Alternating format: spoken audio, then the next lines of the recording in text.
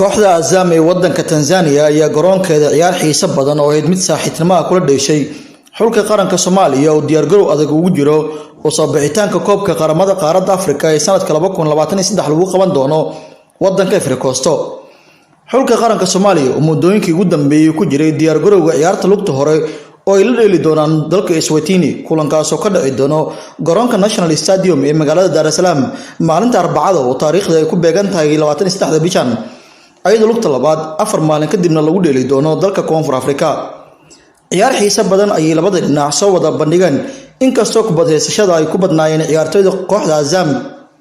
ciyaartooyda xulka qaranka Soomaaliya ayaa dhamaadkii qaybtii hore ciyaarta daqiiqadii 44 kubaddu ka soo shaqeeyay ciyaaryahanka garabka ugu ciyaara xulka qaranka Soomaaliya Saciid Xaaji ayaa waxa dhameystiray Mukhtaar Suleymaan kaasoo ka faa'iideystay goolka dhinac ka banaan.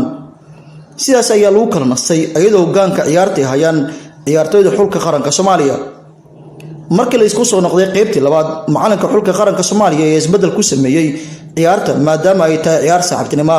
daqiiqadii 65aad kooxda Azam ayaa la timid goolkii barbardhaca ee ciyaarta waxayna jabiyeen difaaca adka ee qaranka Soomaaliya maadaama isbedel weyn uu sameeyay macalinka Soomaaliya. ciyaartooyda weerarka qaranka Soomaaliya ayaa sameeyay isku day ay ku doonayeen inay ku dhaliyaan goolka labaad laakiin goolayaha kooxda Azam ayaa sameeyay badbaadino badan.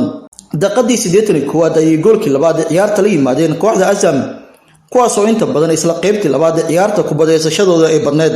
90 daqiiqo ee lagu talagalay ciyaarta markii ay soo dhamaatay garsooraha ciyaarta ayaa 4 daqiiqo oo dheeraad ah ku daray waxaana Soomaaliya laga dhaliyay goolkii saddexaad ee ciyaarta taasoo guuldaro lama filaan ah Soomaaliya kala kulantay kooxda Azam.